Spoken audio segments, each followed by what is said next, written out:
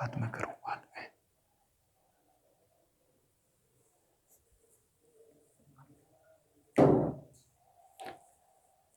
नमस्कार साथियों, एक बार फिर से उपस्थित हैं रीडर्स क्लासेस के यूट्यूब चैनल पर। जैसा कि आप सब जानते हैं, हम पढ़ रहे हैं जनरल साइंस और जो हमारा टॉपिक चल रहा है वो चल रहा है एंडोक्राइन सिस्टम, अंतःस्रावी तंत्र। लास्ट की क्लासेस में हमने क्या क्या चीज़ें डिस्कस की थी अपना। देखो, अंतःस्रावी तंत्र में जो मुख्य टॉपिक चल रहा है वो ग्रंथियां चल रहा है, ग्रंथियां और उनसे निकलने वाले प्रमुख हार्मोन। ठीक है, तो हमने कौन कौन सी ग्रंथियों के बारे में पढ़ लिया है। मैंने आपको बताया था कि हमारे शरीर में कितने प्रकार की ग्रंथियां होती हैं। प्रमुख 9 प्रकार की ग्रंथियां होती हैं और ग्रंथियां 3 प्रकार की होती हैं। संख्या में कुल कितनी होती है? 9 प्रकार। कौन कौन से बताए थे मैंने आपको ग्रंथियों के? अंतःस्रावी ग्रंथि, बाह्यस्रावी ग्रंथि और विषम ग्रंथि। तो अंतःस्रावी ग्रंथि जो शरीर के हार्मोन का स्रावण शरीर के अंदर ही करे, बाह्यस्रावी जो शरीर के बाहर स्रावण करे, और विषम ग्रंथियां जो हार्मोन और एंजाइम दोनों का स्रावण करती है। ठीक है, अब कल की क्लास में हमने प्रमुख ग्रंथि एक तो थाइमस के बारे में पढ़ा था, एक पैराथायरॉइड के बारे में पढ़ा था, और आज जो हम पढ़ेंगे वो पढ़ेंगे एड्रिनल ग्रंथि, जहां से हर बार एग्जाम में क्वेश्चन बनते हैं। एड्रिनल और उसके बाद पेनक्रियाज, अग्नाशय। अग्नाशय के बारे में एक क्वेश्चन बनता है कि अग्नाशय अंतःस्रावी ग्रंथि भी है और बाह्यस्रावी ग्रंथि भी है। तो ये क्वेश्चन बनता है कि निम्न में से कौन सी अंतःस्रावी ग्रंथि और कौन सी बाह्यस्रावी ग्रंथि भी है? वो है अग्नाशय। जब उसे इंसुलिन निकलता है, इंसुलिन एक हार्मोन है जो हमारे शरीर में ग्लूकोज के स्तर को कम करता है। अभी पढ़ेंगे तो आपको बताया जाएगा कि कैसे इंसुलिन कार्य करता है और कैसे अग्नाशय का कार्य होता है। तो स्टार्ट करते हैं आज की प्रमुख ग्रंथि। थाइमस के बारे में मैंने क्या इंपॉर्टेंट बातें बताई थी। थाइमस से क्वेश्चन ये बनता है कि वह ग्रंथि कौन सी है जो बचपन में आकार में बड़ी और वयस्क अवस्था में आकार में छोटी हो जाती है? वह होती है थाइमस ग्रंथि। यहां तक क्लियर है?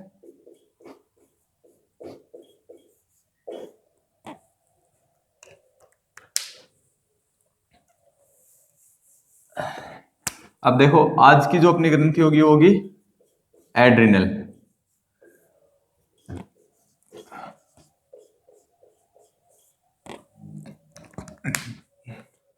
देखो, रीनल किसको बोला जाता है? किडनी के अध्ययन को क्या रिनोलॉजिस्ट। एक होता है लीवर। लीवर तो होता है जिसको किसको बोलते हैं? जिगर को बोलते हैं, जो अपने राइट साइड में स्थित होता है। किडनी होती है संख्या में 2 और यहाँ नीचे किसके किसके पास स्थित होती है? पेट में नीचे की ओर। तो रीनल शब्द बनता है, रीनल। रीनल किसके लिए? किडनी के लिए। और वो किडनी के जस्ट ऐसे किडनी का स्ट्रक्चर बनता है मनुष्य के शरीर में। कैसे बनता है? ये मनुष्य की जैसे मान लो किडनी है, ये किडनी है, ये किडनी है। इसके ऊपर यहां स्थित होती है एड्रिनल, जो रीनल के साथ ऐड होती है। तो नाम किससे बना? एड्रिनल। एड्रिनल, एड्रिनल, जो क्या होती है? मनुष्य के साथ ग्रंथि के ऊपर जुड़ी होती है, जो किडनी के ऊपर जुड़ी होती है। तो इसको क्या बोलते हैं? एड्रिनल ग्रंथि बोलते हैं। तो इसका नाम कैसे पड़ा? रीनल, किडनी के साथ जुड़े होने के कारण इसको एड्रिनल ग्रंथि बोला गया। ठीक है, अब इसके प्रमुख कार्य क्या क्या होते हैं? इससे कौन कौन से हार्मोन निकलते हैं? देखो, संख्या में किडनियां जैसे 2 होती हैं तो ग्रंथि भी 2 हो जाएगी। इससे 2 प्रकार के हार्मोन, जैसे आपने कभी धनिया को काटा होगा, हरा धनिया एक साथ पकड़ के बिल्कुल बीच में से उसको काटते हैं, कच्चे प्याज को काटते हैं, तो कुछ ऐसी स्ट्रक्चर बन जाती है।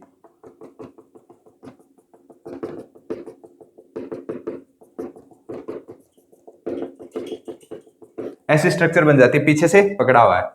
तो जब अगर एड्रिनल ग्रंथि को बीच में से काट के देखा जाए तो इसमें क्या होता है, दो स्थान पाए जाते हैं, एड्रिनल मेडुला और एड्रिनल कॉर्टेक्स। जो बीच वाला भाग है,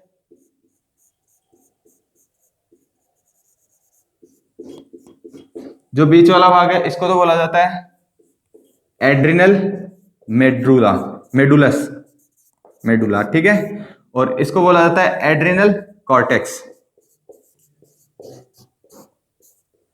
इन दोनों भागों से जो हार्मोन रिलीज होते हैं, आज हम उनके बारे में पढ़ेंगे कि इनका प्रमुख कार्य क्या होता है। और एड्रिनल ग्रंथि को जो अन्य नामों से जाना जाता है, इसके कार्य क्या होते हैं, उन सब चीजों के बारे में हम डिस्कस करेंगे।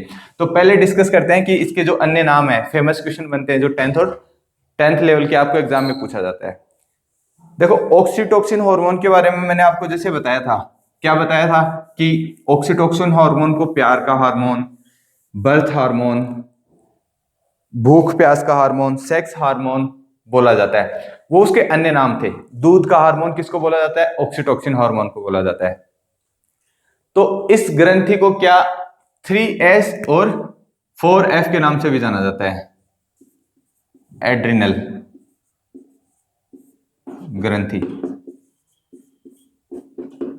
कभी ऐसी स्थिति हो, आप रोड पे चल रहे हैं और आपके पीछे कुत्ता पड़ गया।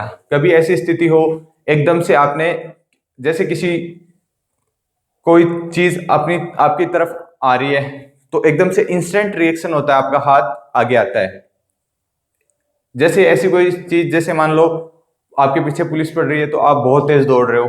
तो ऐसी स्थिति में क्या होता है, जब आप बहुत ज्यादा आदमी टेंशन में होता है, बहुत ज्यादा उत्तेजना में होता है, तनावग्रस्त स्थिति में, उत्तेजना की स्थिति में, ये ग्लैंड क्या होती है, बहुत ज्यादा एक्टिव होती है, सक्रिय होती है।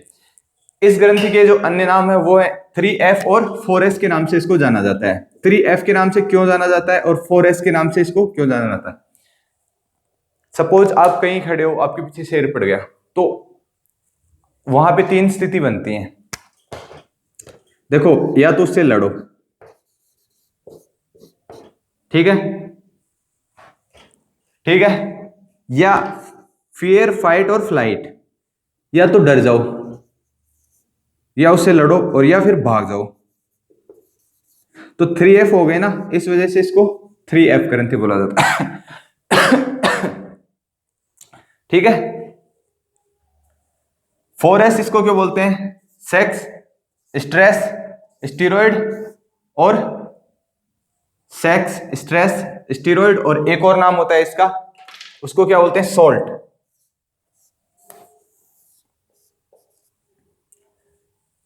उत्तेजना के समय, तनाव के समय, और जैसे हमारे शरीर का जो मेंटेनेंस होता है, शरीर के संतुलन को बनाए रखने के लिए स्टीरॉयड और सॉल्ट को मेंटेन रखती है। इस वजह से इसको 4S ग्रंथि बोला जाता है।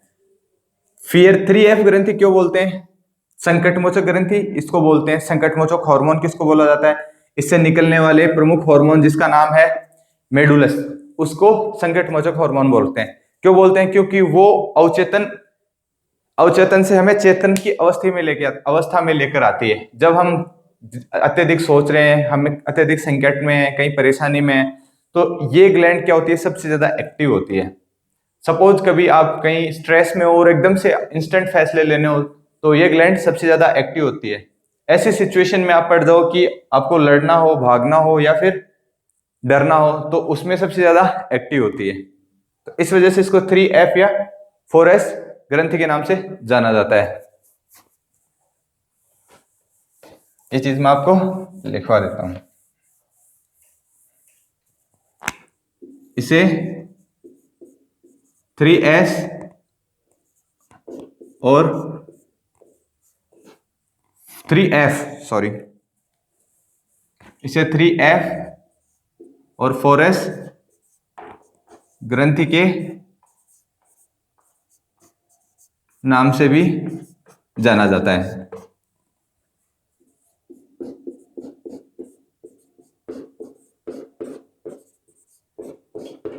ठीक है। तनाव, उत्तेजना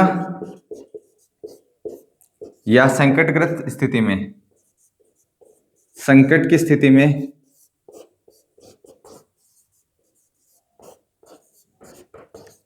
यह ग्रंथि सर्वाधिक सक्रिय होती है।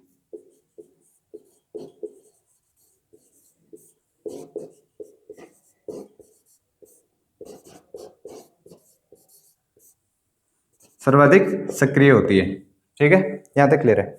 अब इस ग्रंथि को अगर बीट में से काटा जाए तो मैंने आपको बताया कि ऐसी स्थिति बनती है, dotted dotted dotted dotted dotted भाग को और केंद्रीय भाग को मेडुलस के नाम से जानते हैं। मेडुलस, एड्रिनल आगे लगेगा, ग्रंथि है इस वजह से मेडुलस, और बाह्य भाग को कॉर्टेक्स के नाम से जानते हैं।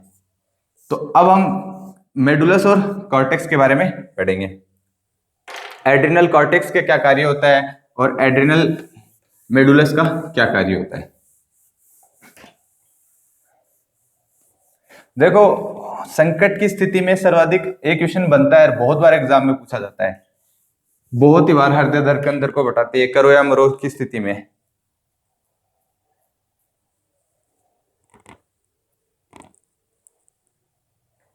पहले पढ़ते हैं मेडुलस को, एड्रिनल मेडुलस।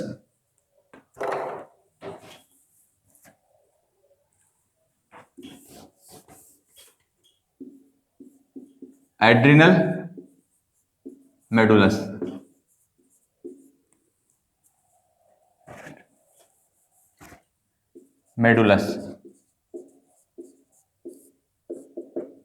इससे दो हार्मोन निकलते हैं, एक तो एड्रेनालिन, ठीक है, और एक एप्रेनिफ्रिन।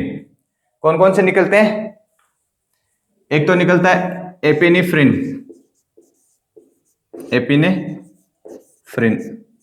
और दूसरा निकलता है एड्रेनालिन।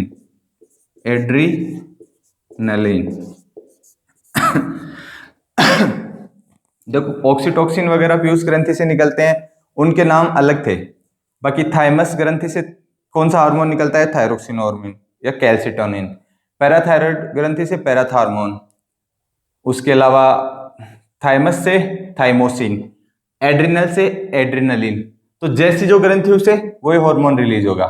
कार्य कभी इनके पूछते नहीं है, इनके बारे में जो 10th की बुक में दे रखी हैं नॉर्मल बातें कि संकट मोचन हार्मोन, करो या मरो hormone, 3F hormone, 4S hormone किसके द्वारा रिलीज किया जाता है या किसको बोलते हैं? वो बोलते हैं एड्रेनालिन हार्मोन।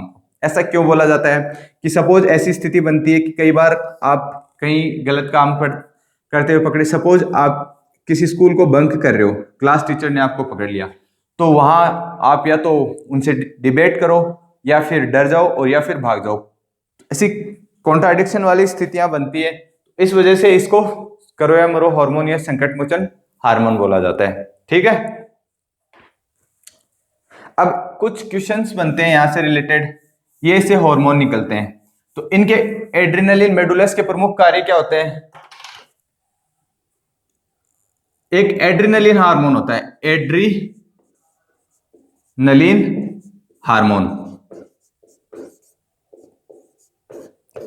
हार्मोन, ये किससे निकलता है? एड्रिनल ग्रंथि से।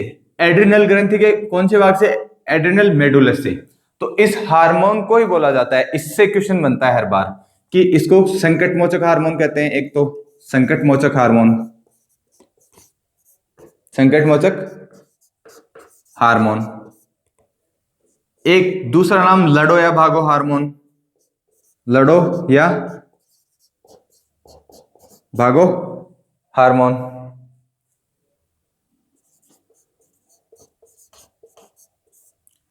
तीसरा इसका नाम होता है करो या मरो हार्मोन।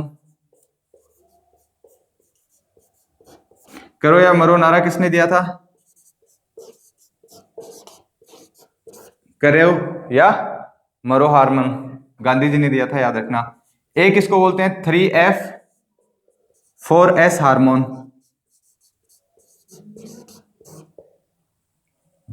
तो यहां से क्वेश्चन बनता है, ये इंपॉर्टेंट है। एड्रेनालिन हार्मोन किससे निकलता है? मेडुलस से। तो मोस्ट इंपॉर्टेंट चीज, जो मुख्य बात है, वो क्या है कि एड्रेनालिन हार्मोन किसके द्वारा? एड्रिनल ग्रंथि के द्वारा रिलीज किया जाता है। तो एड्रिनल ग्रंथि को और क्या बोलते हैं? और ये बोला जाता है 3F और 4S ग्रंथि। क्यों बोलते हैं?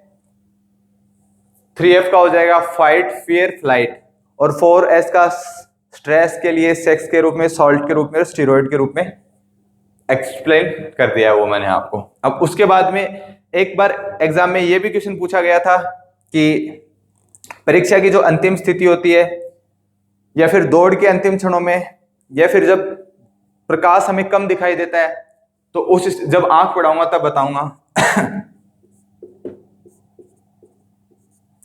परीक्षा की जब स्थिति, जैसे मान लो आपको एग्जाम कंडक्ट हो रहा है, आप कहीं एग्जाम लिख रहे हो, तो उस एग्जाम में क्या स्थिति बनती है कि लास्ट मोमेंट में, अंतिम क्षणों में आपकी जो पुतली होती है उसका आकार बढ़ जाता है। आप कहीं रेस कर रहे हैं, दौड़ रहे हैं, तो जब वो टाइम पूरा होता है, उसका रेस का समय पूरा होता है, तो उस स्थिति में आंख की पुतली का आकार बढ़ जाता है। प्रकाश कम ज्यादा होने पे आंख की पुतली का आकार बढ़ना और परीक्षा के अंतिम क्षणों में या फिर दौड़ के टाइम अंतिम क्षणों में बढ़ना अलग चीज है। प्रकाश के कारण तो क्यों होता है, जैसे मान लो ये स्थिति बनती है आंख की, ये कॉर्निया होता है काला वाला हिस्सा, और इसको प्यूपिल बोलते हैं, अंदर वाले भाग को पुतली, इससे प्रकाश अंदर जाता है। तो अगर प्रकाश कम मात्रा में है बाहर, आप किसी अंधेरे कमरे में हैं, तो हमारे दृष्टि पटल पर क्या होता है, प्रकाश की किरणें कम जाती हैं, तो अधिक प्रकाश की रिक्वायरमेंट होती है, तो उस दौरान क्या होता है, प्यूपिल का आकार बढ़ जाता है। इसके आकार बढ़ने से अधिक मात्रा में प्रकाश अंदर जाएगा और हमें अच्छे से दिखेगा। और किसी जगह अगर प्रकाश की मात्रा बहुत ज्यादा तेज है, तो ज्यादा प्रकाश अंदर जाता है, तो हम चित्रों को प्रॉपर्ली डिफाइन नहीं कर पाते हैं। इस वजह से प्यूपिल का आकार छोटा हो जाता है, जिससे हमारे दृष्टि पटल पर कम आकाश जाए और प्रॉपर चित्र बने। ये अलग कारण है। जो परीक्षा के अंतिम क्षणों में या दौड़ के अंतिम क्षणों में हमारे पुतली का आकार बढ़ता है, वो किस वजह से होता है, वो एड्रेनलिन ग्रंथि के द्वारा जो एड्रेनल हार्मोन रिलीज होता है उसके कारण होता है। ये बहुत बेसिक सा अंतर है, ये कई बार एग्जाम में पूछा गया है, ध्यान रखना कि प्यूपिल का आकार अत्यधिक प्रकाश किस कारण बढ़ता है एक तो, और पुतली का आकार एड्रेनल ग्रंथि के हार्मोन के कारण बढ़ता है या फिर प्रकाश की कमी और अधिकता के कारण बढ़ता है। दोनों अलग अलग रीजन है, वो मैंने आपको एक्सप्लेन कर दिए। तो ये चीज मैं आपको लिखवा देता हूं कि परीक्षा के अंतिम क्षणों में या दौड़ के अंतिम क्षणों में आंख का आकार बढ़ना एड्रेनलिन हार्मोन के कारण ही होता है।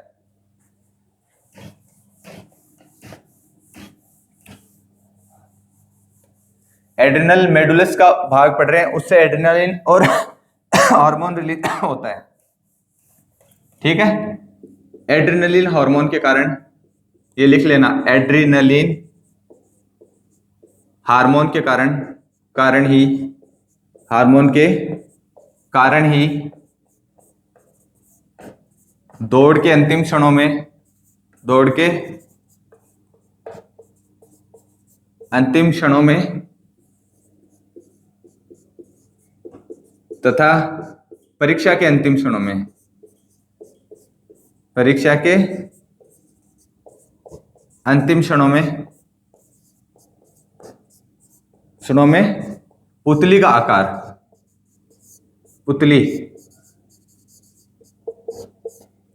पुतली का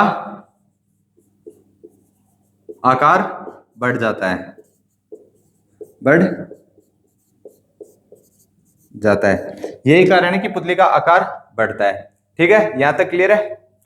अब देखो, इसके बाद जो दूसरा, मेडुलस के अलावा जो दूसरा भाग है कॉर्टेक्स, उसके बारे में पढ़ते हैं। मेडुलस से कौन कौन से हार्मोन रिलीज किए हैं अपन ने, एपिनेफ्रिन और एड्रेनलिन। अब जो दूसरा प्रकार है कॉर्टेक्स, उससे के बारे में देखते हैं। तो उससे भी दो हार्मोन रिलीज होते हैं। देखो, जैसे नाम उसका कॉर्टेक्स है, तो एक तो कार्टिसोल के नाम से हार्मोन रिलीज होता है, जबकि जो दूसरा है वो है एल्डिस्टोरिन। कार्टिसोल और एल्डिस्टोरिन, नाम याद रखना।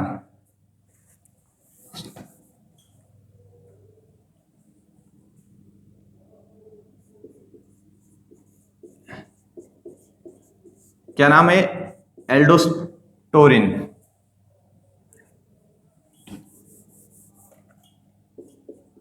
एल्डिस्टोरिन, एल्डोस्टिरोन, स्टीरोन। एक तो ये हार्मोन निकलता है, कॉर्टेक्स से एल्डोस्टेरोन और दूसरा निकलता है कॉर्टेक्स हार्मोन कार्टिसोल। कॉर्टेक्स से कार्टिसोल, कार्टिसोल, ठीक है। ये कहां से निकलते हैं?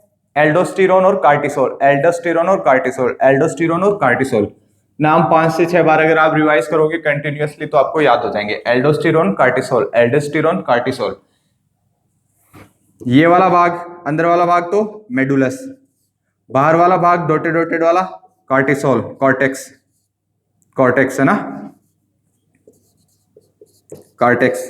किसके हैं ये भाग? एड्रिनल ग्रंथि के। कॉर्टेक्स से 2 हार्मोन निकलते हैं, एक तो कार्टिसोल और एक एल्डोस्टेरोन, एल्डोस्टेरोन। अब इनके अलग अलग कार्य होते हैं। देखो सबसे पहले पढ़ते हैं कार्टिसोल के बारे में। कार्टिसोल को क्या बोलते हैं? कार्टिसोल को बोला जाता है जीवन रक्षक हार्मोन।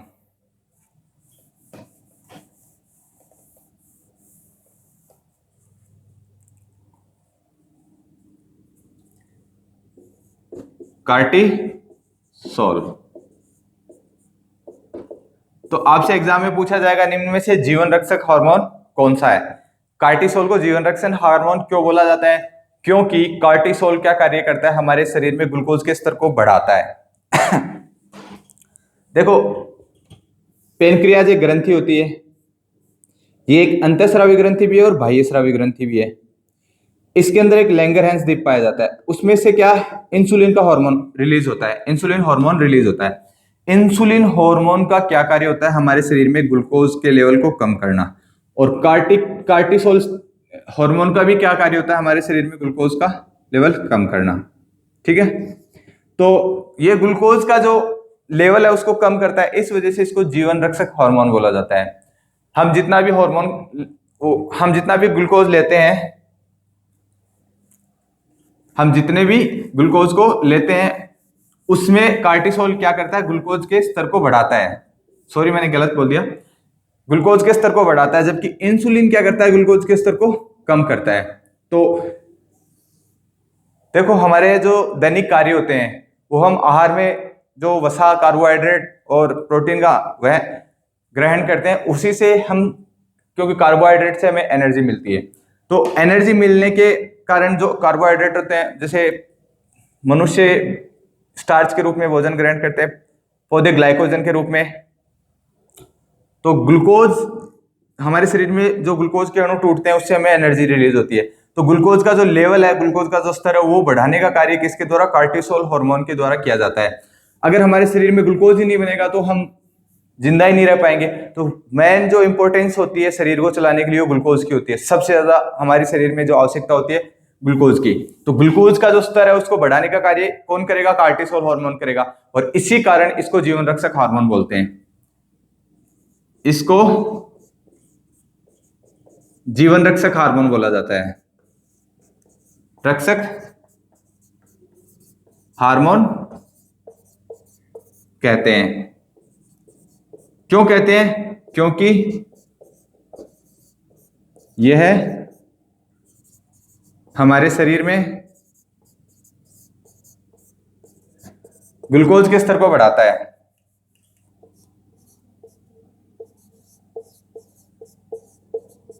ग्लूकोज के स्तर को बढ़ाता है, स्तर को बढ़ाता है। तो इसको ऐसा भी बोल सकते हैं ये इंसुलिन के विपरीत कार्य करता है। अब देखो अगर कार्टिसोल हार्मोन की कमी है, एड्रिनल कार्टिसोल इसकी कमी है, तो ग्लूकोज का स्तर नहीं बढ़ेगा। ग्लूकोज का स्तर नहीं बढ़ेगा तो क्या होगा? इसमें जो मनुष्य होते हैं उनके क्या कुशिंग रोग हो जाता है, एक रोग होता है। तो एड्रिनल ग्रंथि के अंदर जो हार्मोन होता है कार्टिसोल हार्मोन, वो अगर प्रॉपर रिलीज नहीं होता है तो कौन सा रोग हो जाता है? कुशिंग रोग हो जाता है। तो कई बार एग्जाम में पूछा जाता है कि निम्न में से कुशिंग रोग किसकी कमी से होता है? कुशिंग रोग कार्टिसोल हार्मोन की प्रॉपर रिलीज की वजह से होता है। अगर प्रॉपर रिलीज नहीं हो रहा तो कुशिंग रोग हो जाएगा। और उसमें होता क्या है? व्यक्ति मानसिक रूप से कमजोर होता है जबकि शरीर उसका फूल जाता है। तो इसकी कमी से कुशिंग रोग हो जाता है, कुशिंग रोग हो जाता है। इसकी कमी से कुशिंग रोग हो जाता है।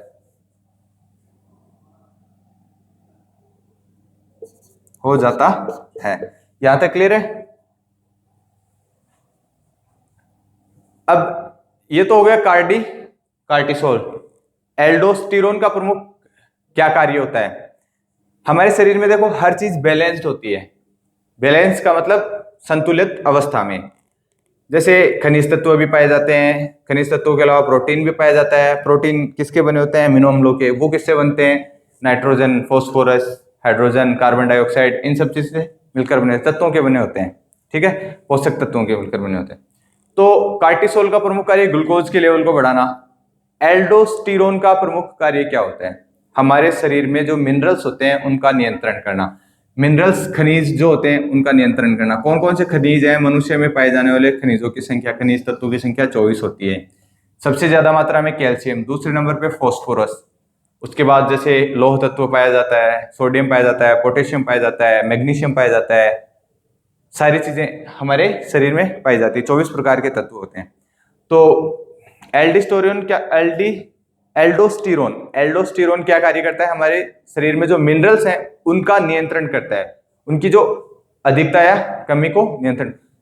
तांबे की कमी से, पारे की कमी से, पारे से कौन कौन से रोग होते हैं ये हम आगे जब रोग पढ़ेंगे तब पढ़ेंगे। ठीक है,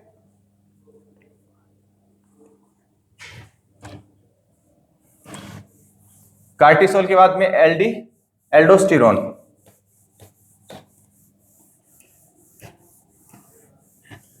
एल्डोस्टेरोन नाम थोड़ा सा कॉम्प्लिकेटेड है, इसमें तो मैं भी कंफ्यूज हो रहा हूं, पर आप 5-6 बार अगर रिवाइज करेंगे तो आपको याद हो जाएगा।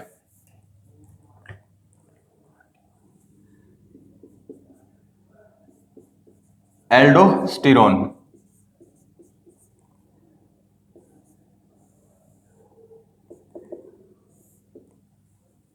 इसको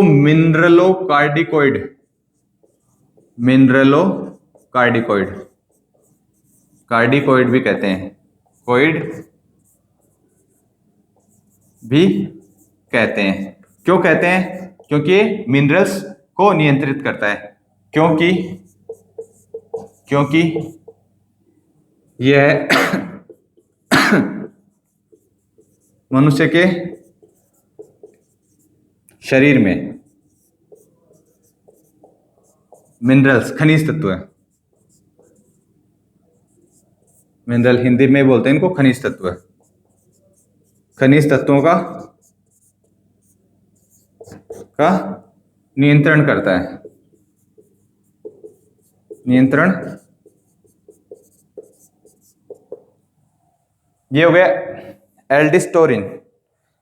देखो नाम से क्लियर है, एल्डोस्टेरोन तो मिनरलोकार्डिकोइड, मिनरल से रिलेटेड है, मिनरल्स को नियंत्रित करता है, इस वजह से मिनरलोकार्डिकोइड बोला। अब देखो एड्रेनल ग्रंथि से हर बार एग्जाम में पूछा जाता है, क्या करो या मरो, लड़ो या भागो, 3F 4S, संकट मोचक हार्मोन। ये इंपॉर्टेंट क्वेश्चन है, हर बार एग्जाम में पूछा जाता है, तो इसको आप थोड़ा ध्यान रखिएगा। अब हमारी जो नेक्स्ट ग्रंथि है उसके बारे में